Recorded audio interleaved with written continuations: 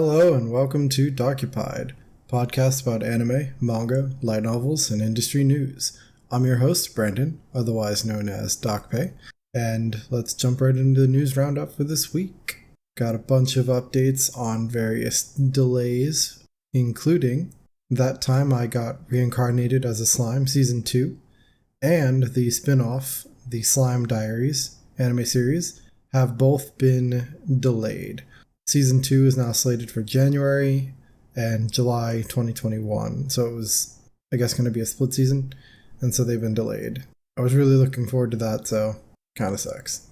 Is it wrong to try to pick up girls in a dungeon? Season 3 has also been delayed to October or later. Also sucks. X-Arm anime has been delayed to fall or later. The new Seven Deadly Sins TV anime series has been delayed. Kyoshin to Hyoka no Shiro short TV anime series has been delayed. Maisetsu anime is delayed to October. Haikyuu to the Top anime's second half has been delayed. The second Seitoka Yakuin Domo film has been delayed. Mobile Suit Gundam Hathaway film has been postponed. I don't know why I said postponed instead of delayed, but it's probably because the article headline used it, I guess maybe to mix things up? Well, anyway, it's delayed. But we got two things with confirmed resume dates, or new premiere date. The new Food Wars season will resume on July 3rd, and No Gun's Life, the second half of the TV anime series, will premiere in July. So lots of production still being impacted by the current ongoing global pandemic, as expected. A lot of other announcements over the last 2 weeks. A new MMO isekai novel is getting a TV anime series. She professed herself pupil of the wise man. Non Non Biori is getting a season 3, airing January 2021. The School Live manga series will be getting a sequel starting in June, and Masaki Yuasa's Japan Sinks 2020 will be premiering July 9th, so that's actually just over a month away, on Netflix. Got a couple license updates for you. Kodansha Comics licensed a couple Cells at Work spin-off manga series, and That Time I Got Reincarnated Again as a Workaholic Slime manga series, which is a spin-off of, well, you know the one. Yen Press licensed Sword Art Online Progressive Transient Barcarolle. It's the next part of the Progressive manga adaptation series. They also license Heterogenea Linguistico, which looks awesome, by the way, by creator Salt Seno, and My Broken Mariko by Waka Hirako. New publisher Kaiten Books picked up My Dad's the Queen of All VTubers. Pretend I said that with a question mark inflection, because it's got a question mark at the end. That series is actually being translated by a friend of mine who was just a guest on the podcast, Steiner, or Andrew Hodson. So definitely give that a look. Kaiten Books also licensed Uzamaid, or Our Maid is Way Too Annoying, the manga series. I watched the anime of that a couple of seasons ago and thought it was decently funny, but I really enjoyed the ending song. Manga Planet licensed Missile Bird Badminton manga, and Anime Planet launched an online reading portal in partnership with J-Novel Club. I believe they have previews of a bunch of volumes up there now that you can check out. In other news, we recently got sales figures for the first half of 2020, and so they published the top-selling manga and light novel series in Japan, Bible series and volume. Both manga and light novels were dominated by Demon Slayer. The anime really was a gigantic boost. I don't think I've seen, in the number of years that I've been tracking and following these stats, anyone destroy One Piece the way Demon Slayer did this first half of the year. Even Attack on Titan, during the peak of its sales, during its adaptation, only came close to overtaking One Piece. Now, I know that's not quite fair because One Piece has a huge backlog of volumes, and people are mostly caught up, and so at 2 volumes it still sold over 2 million copies per volume, whereas Demon Slayer with the new anime and people finding out about it, they're buying backlog volumes like crazy. And so there's millions of copies being sold of like all the backlog volumes, which is why it's got such a huge boost. But regardless, damn, Demon Slayer dominated. Surprisingly, even the Demon Slayer light novel dominated that chart. The other top series are your standard fare ones you expect in like the top 10 manga and light novels. You could probably name them, but you're probably thinking about them now as I say it. So no other real surprises there, but damn Demon Slayer. Next, I want to talk about something a little different. This past weekend, All the Anime put on a virtual convention called Cloud Matsuri. This is the first of its kind that I have seen or watched, and I was really excited for this. They had a really great list of guests that they had announced, which I think I mentioned in a previous news segment, but I was really excited for all the various industry guests that they had already announced.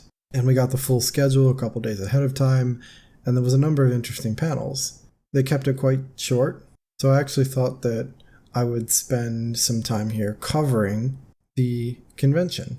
The full start to finish convention time each day wasn't super long.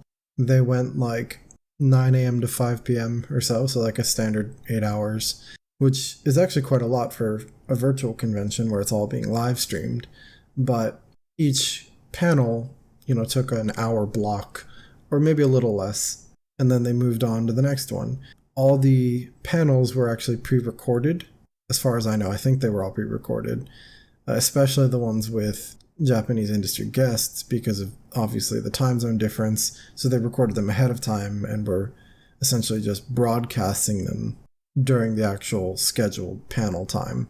What this means is different than maybe an industry guest panel and a physical convention. There were no live Q&As with the guests. You weren't able to interact with them or anything like that. You could interact with the people in the chat and the staff in the chat, but not the guests themselves, because for them it's the middle of the night and you really can't expect them to be on watching a chat for something they recorded probably last week. But anyway, that out of the way, I don't actually really think that's a demerit, especially because I think a lot of Q&As for industry guests at panels tend to go in basically the same bad direction.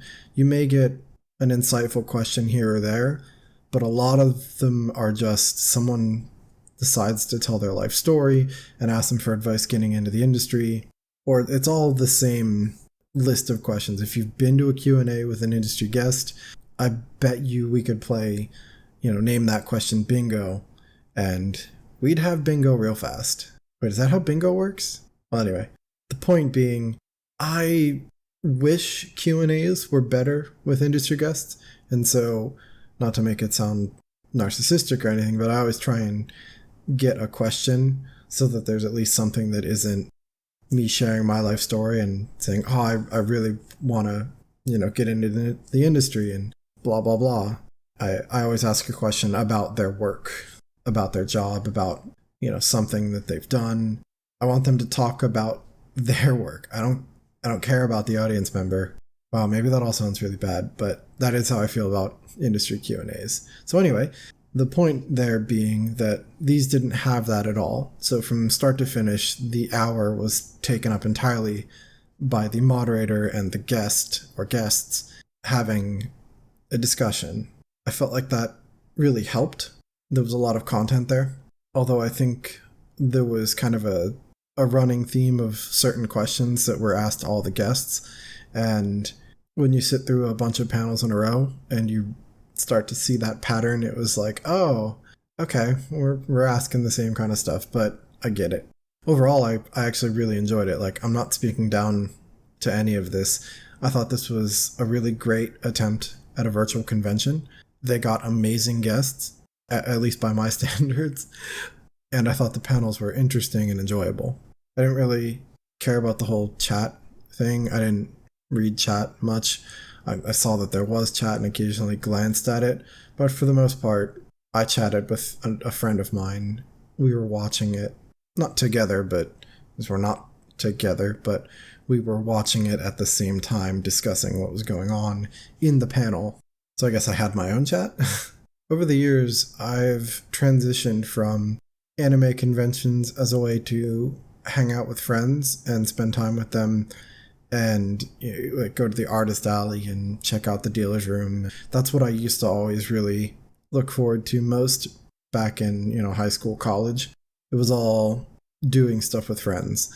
I did go to panels and I would go to screenings if they were interesting, but my focus really was just like doing stuff with friends. Over the years, and especially as friends either moved away or less friends were going than they used to, or, I was just in like another country, that kind of thing. Now, anime conventions for me are all about the content.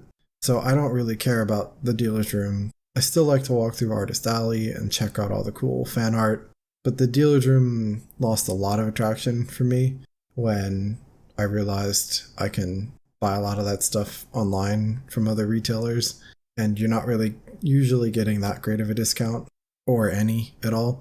There are still some retailers that at the convention you can actually get a pretty good deal from, and I like buying my Gunpla that way because I can usually negotiate some kind of deal because I'll buy an arm's full of them.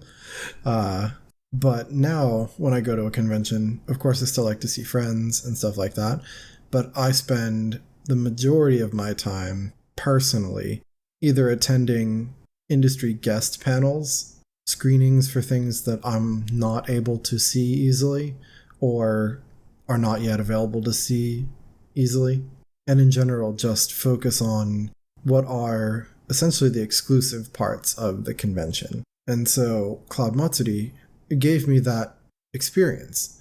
And I know that's not going to be true of everyone. A lot of people, probably most people, go to conventions to just hang out and have fun. And so this being panels with industry guests and no Q&As, no real hangout, was probably maybe not up everyone's alley. It may not have been what they were expecting from a virtual convention. But for me personally, this, was a home run. Almost every panel had a great guest. They did have a fan-run segment Sunday morning where they had, quiz and fun stuff for fans that was more interactive. And so they kind of had that for those people who were interested in that side of a convention. But the majority of it were perfect strikes for my interests. So I guess I'll kind of stop talking around the panels and talk about the panels now. Saturday's panels were largely focused on two groups of guests. One group being from Studio Orange, which included the founder and CEO, Eiji Inomoto, the director of Beastars, Shinichi Matsumi, a producer, Ryota Kawaki, and another producer, Yuntai Kim. The second half of the panels on Saturday were guests from Science Saru, new CEO and executive producer, Eunyoung Choi, character designer from Keep Your Hands Off Eizouken, Naoyuki Asano, and animator, Abel Gongora. The Studio Orange panels were broken into the first one with the founder and CEO and a producer, and a second one focused more on Beastars specifically. The first panel was more about Studio Orange generally, and so the CEO and producer discussed a lot of topics ranging from Land of the Illustrious to Beastars, and some of their other work, along with their careers. So the through line thing I was talking about before, where I was saying we started seeing some similar questions being asked over and over to different guests, and one of them was, how did you get into the anime industry? How did you get into making anime? And the other one was, how did you get into anime in general? So did you watch anime as a kid?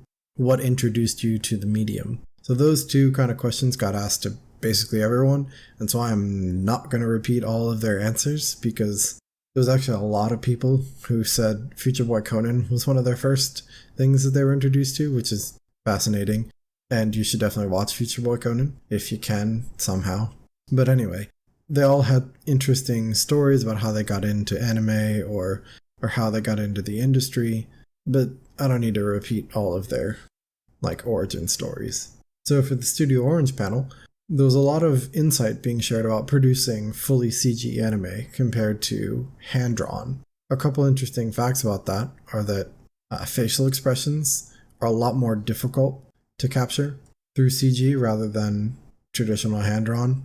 With traditional hand-drawn, you're not working off a model, whereas with CG, you have that model and you have to maintain, the bone structure of the character underneath their face with the model. There's a lot more physics stuff that goes into that. And this is kind of aligned with the fact that CG allows for just more movement in general. It's a lot more akin to live action than it is to 2D or hand-drawn. In hand-drawn, everything is done, flatly on a surface, and you have to add every little thing. Whereas with CG, you have the models, it's much easier to stay on model, and if you don't have movement, things just look weird. There's a lot more smaller, fine-tuned movement, because like I said, with hand-drawn 2D animated series, you have to draw the in-between frames, you do it by keyframe, and you fill in the in-betweens. There is a limited amount of time and frames that you can make. Whereas with CG, it's all software-based. And so you need to have those in-between movements, and you can add in a lot more going on that doesn't have to be hand-drawn. Each little motion isn't hand-drawn. So it gives it a more realistic look, like a live action. One other really interesting aspect that they brought up was that with CG anime, you're able to manipulate the framing of a scene or the camera position. So as you expect with 2D hand-drawn, if you're drawing something from a specific angle and you draw a whole scene that way, there's no way for you to change that. It's impossible without completely redoing it to change the framing of that scene or the camera angle or position. Whereas with CG, it's all through software. You just literally can move the framing or the camera position of a scene and test out things. You can change it however you like and run different tests.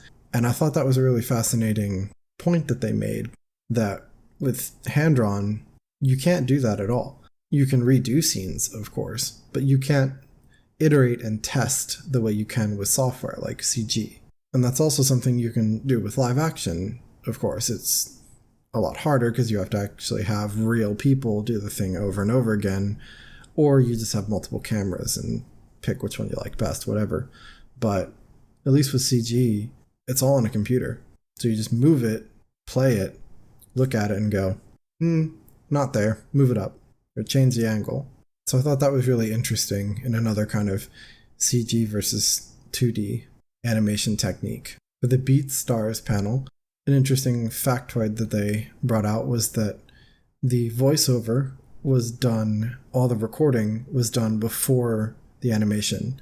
Typically with anime, voiceover is the last thing that happens, and so voice actors are reading their dialogue out to generally fully done scenes. Now, sometimes they're obviously doing it to just key animation, but there's oftentimes they're recording to what is essentially the episode. I mean, it depends on the production, of course, but it's generally one of the last things to be done. In BeatStars, they did the voiceover recordings first, or maybe not first, but before the actual animation was done. And they had the voice actors and actresses actually act out the scenes while recording their dialogue. It helped them get into character, into the scene. Normally they're just reading into a microphone. And they may do some acting to get into the dialogue, but in this case, they had them kind of act out the scenes. The producer really felt that helped bring out their performances. Another thing with CG that they used for BeatStars is they used motion capture for facial expressions. So with obviously hand-drawn or 2D, you can take pictures or video and replicate that in your artwork. But with CG, you can literally just do motion capture like you do for a video game, like a cutscene. And so you can do that for CG. And so they did. In Beastars, they use motion capture for some facial expressions. They mentioned that it was kind of especially hard mapping human style facial expressions onto animal faces or trying to animate that normally. And so they ended up using some motion capture. And again, I think that's a fascinating advantage maybe, or at least unique point that CG has. So there was a lot of really cool info from the Studio Orange panels. After those were the two Science Saru panels. The first one was with just new CEO Eun-young Choi, and the second one was with all three of the guests. And that one was more focused on keep your hands off Eizouken. In the first one with Choi, they talked a lot about how the studio was founded, the work they're doing, her career, things like that. Science Saru, for anyone who doesn't know, was founded by Masaki Yuasa and Eun-young Choi while they were working on either the Adventure Time map or Kick Heart around that time, and they decided to just start it. They thought it would give them the most creative freedom as possible while working on animation. And yeah, it really came out of that Adventure Time episode that they collaborated on. They've worked together on many projects in the past, obviously, if you're familiar with either of their careers and work, but working together on that Adventure Time app, and then Kick Heart, which was the Kickstarter that they did, and they just kind of said, hey, let's do it. Let's start a studio. Masaki Yuasa recently retired as CEO and handed that over to Eun-young. That doesn't mean he's retired as an animator, director, or anything like that. He's just moved away from the business side of running the studio. You know, he has a brand new series that he directed going up on Netflix in July, like I mentioned earlier, and another film that he's working on, Inu O. Anyway, to kind of back up, so she talked about how the studio was founded, and as the new CEO, a lot of her work now focuses on meetings and the business side rather than necessarily the creative, like animation aspect of it. Using Eizouken characters, she now falls more on the Kanamori side than she would on the Asakusa or Mizusaki side. I'd definitely love to continue seeing her work on the creative side. I've enjoyed a lot of the stuff that she's worked on, some of the opening or ending animations that she's done for various shows I thought were awesome, really creative. It's sad to hear that she's more on the business side of things for now, but I hope we continue to see more creative work from her. The Eizouken panel, with all three of the Science Saru guests, talked about how, as a show, it was definitely celebrating animation and animators. It showed a lot of the positives of making anime and creating animation. So there was a lot of inspiration. They really enjoyed working on it. A lot of the staff were already fans of the original manga when they brought it up as a project, and there was a lot of enthusiasm for it. As someone who watched it and loved it, I think that was pretty clear and showed in the final show we got. Something really interesting that Abel brought up was that Eizouken was a show where you never really knew what degree of finished something would end up on the show. So he was unsure of when like a rough layout may go up onto the screen as it was, or like how finished something would need to be used as a final cut in the show. And if you've watched Eizouken, what he's getting at is that they do a number of like imaginary sequences in the show where Asakusa goes off into this crazy creative tangent, and Mitsusaki and Kanamori follow along, or they're participating, helping tweak it. But the animation during those scenes become more rough, more layout-like, not like a fully finished, polished like the rest of the series or the rest of the episode, because it's meant to show their creative process, that this is them imagining something or them like creating a thing.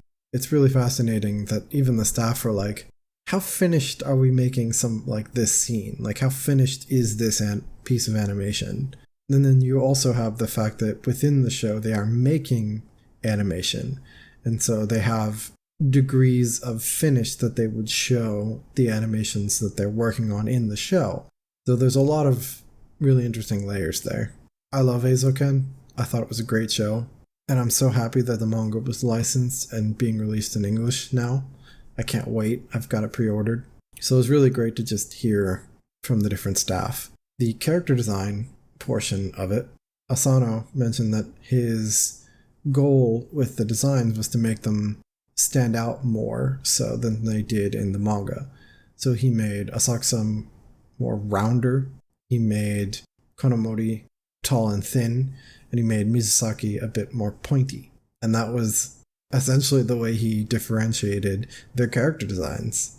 And again, you can definitely see that reflected in the show and how they're depicted. They're very different characters. Like, you'd never mistake the characters for one or the other. They're very distinct. They also confirmed in the Science Audio panels that they're working on a new TV series with a director other than Masaki Yuasa. And they're working on, it's a previously announced Yuasa film, but Inuo is currently in production. So I think they confirmed that there are 2 new TV series in the works, and the film we already know about. So good to know that they're keeping busy. I love Science Audio. I love everything they've made and produced as a studio, and I know it's all been helmed by Yuasa, and so it'll be interesting to get a new TV series directed by someone other than him. I'm looking forward to seeing how that style and that team holds up. Moving on to Sunday's panels, my main kind of area of interest there laid with the Polygon Pictures panels. There were 2, one with President Shuzo John Shiota and one with international business dev and producer Jack Liang. Polygon Pictures, if you're not familiar with it, also produces a lot of CG animation. So Knights of Sidonia, Ajin, Blom, Godzilla, Levius, Human Lost, Drifting Dragons, and internationally, they've done a ton of work on Western projects. Like, they may be more properly known for their work on Transformers, or Tron, or Star Wars. So they've done a ton of work on CG stuff over the years. And that's one thing that was a kind of a through line through both panels, was that Polygon itself is very international, and they've done tons of projects, working with Western companies, and now they're working with Japanese anime. So they started off on the Western side with Transformers and Tron, and I think Star Wars before all of this as well. And then their first foray into the Japanese anime side was Knights of Sidonia. They talk about how most of the staff are actually Japanese, but as a company, it's very internationally focused. They've built a strong relationship working with Netflix, especially since their first series with them of Sidonia. And after multiple now anime series projects and film projects, they're definitely maintaining that with them. An interesting thing about the Netflix relationship there is that they discussed that kind of started as a way to secure, more funding, or sufficient funding, for their fully CG Japanese anime projects. Working with Western production companies for like Transformers and Tron and Star Wars and stuff like that all have significantly higher budgets than Japanese anime projects do. And producing things fully in CG, especially at the time, was a lot more expensive. And so they went to Netflix, who everyone knows has deep pockets for these kind of things. And they were looking to break into Japan, into the Japanese anime scene. And so they did with Sidonia, Knights of Sidonia. The regular kind of production committee route was not likely to be a sufficient source of funding for them. And so that's how they ended up working so closely with Netflix on so many series. And they continue to do so. Overall, I actually really liked both these panels. I thought both guests had pretty interesting insight into Polygon as a company and animation studio, their relationship with Netflix, and just working with CG in general. So I thought it was pretty interesting. I've liked a lot of their projects, so it was really cool to hear them talk about Polygon as a studio. And obviously, with the rapid pace that technology changes and evolves, they discussed that it's difficult for a CG studio that their work is all done digitally to continue to keep up with all of that and make sure that they're using like good updated software and tools and things like that. And so they work really hard to keep up with the times, essentially. Whereas you might find a lot of more traditional Japanese animation productions using far older technology or tools than you may expect. Kind of wrapping up, none of the guests, unfortunately, divulged any juicy secrets about upcoming projects. Unsurprisingly, this wasn't, some giant, huge event, and so it wasn't going to get a ton of press and coverage and all that, so no one was going to drop any real bombs for us, and that's totally expected, totally fine. But it does mean I have nothing like huge to talk about. It's more of just, we got some really cool insight into 3 different studios that I really like overall, personally, and they've all made shows that I really enjoyed. And so we got to hear from staff and people instrumental in those studios.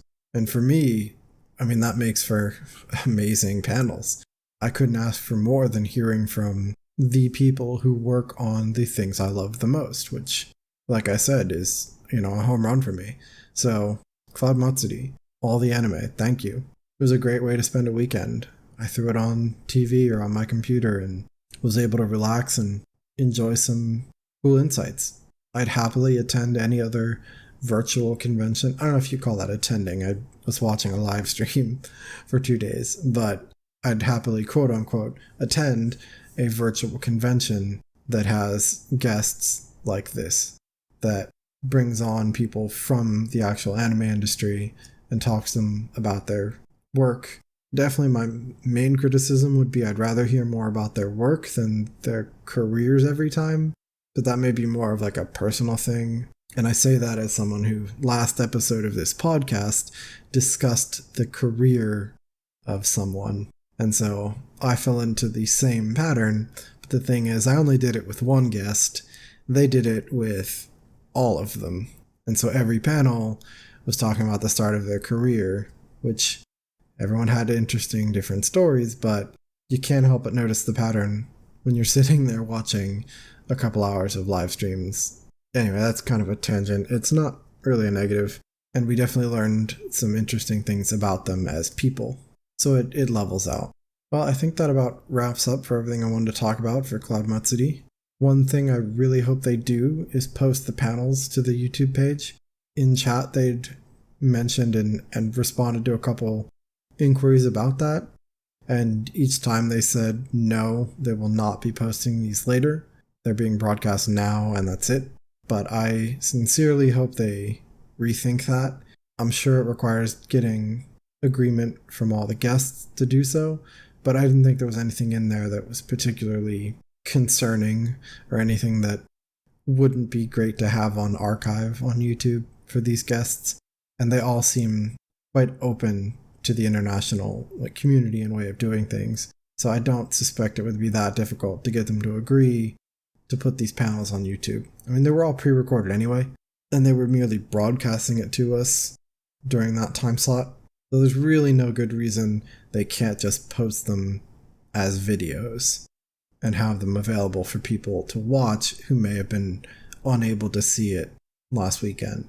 So I definitely urge anyone who didn't get to see it, reach out to all the anime and ask them to post them on YouTube.